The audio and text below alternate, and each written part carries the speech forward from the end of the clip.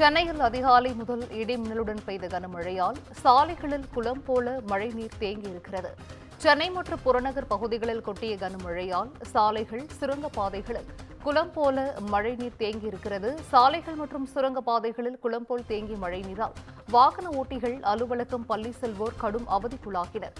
மழைநீர் பெருக்கெடுத்து ஓடுவதால் ஊர்ந்து செல்லும் வாகனங்களால் காலையிலேயே போக்குவரத்து நெரிசலானதும் ஏற்பட்டிருக்கிறது. சென்னை, திருவள்ளூர், செங்கல்பட்டு உட்பட 30 மாவட்டங்களில் இன்று மிதமான மழை பெய்யக்கூடும் என்றும் வானிலை ஆய்வு மையம் தெரிவித்திருக்கிறது. கூடுதல் விவரங்களை செய்தியாளர் பூபாலன் வழங்கிட கேட்கலாம். பூபாலன், வணக்கம். சென்னையில் பெய்து வரும் கனமழையால் சாலைகளில் மழைநீர் தேங்கி இருக்கிறது. இது குறித்தான முழு விவரங்கள் பூபாலன். வணக்கம். இன்று தமிழகத்தின் 30 மாவட்டங்களுக்கு மழைக்கு வாய்ப்பு இருப்பதாக வானிலை ஆய்வு மையமானது தகவலை தெரிவித்திருக்கிறது. குறிப்பாக சென்னை, காஞ்சிபுரம், திருவள்ளூர் போன்ற மாவட்டங்களுக்கு காலை 8 மணி வரை மழைக்கு வாய்ப்பு இருப்பதாக தெரிவிக்கிறது.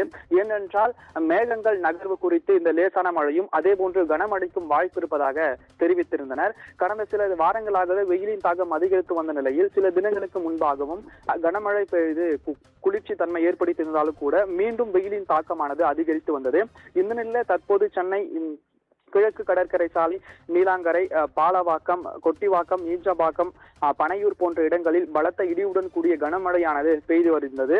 அதே போல OMR சாலை, பெருங்குடி, துரைப்பாக்கம், சோழங்கநல்லூர், காரப்பாக்கம் போன்ற இடங்களில் கனமழையும், அதே போன்று செம்மஞ்சேரி, பெரும்பாக்கம், சித்தாலப்பாக்கம், மேடவாக்கம், பள்ளிக்கரணை போன்ற பகுதிகளில் லேசான மழையும் தற்போது பெய்து வருவதால் குளிர்ச்சியான தன்மையானது நீடித்திருந்தாலும் கூட அன்றாட பணிக்கு செல்லக்கூடிய பொதுமக்களும் அதே போன்று பள்ளி கல்லூரிக்கு செல்லக்கூடிய மாணவிகளும் சற்று அவதியுற்று வருகின்றனர். இந்த மழையால் ஆங்காங்கே சாலைகளிலும் மழை நீரானது தேங்கியிருப்பதால் வாகன ஓட்டிகள் வாகனம் இயக்குவதற்கும் பெரும் சிரமமாக உள்ளது என்று தெரிவித்து வருகின்றனர். இதனால் சற்று போக்குவரத்து நெரிசலமானது தற்போது ஏற்பட்டு வருகிறது. நன்றி பூபாலன், விவரங்களை வழங்கியமைக்கு நன்றி.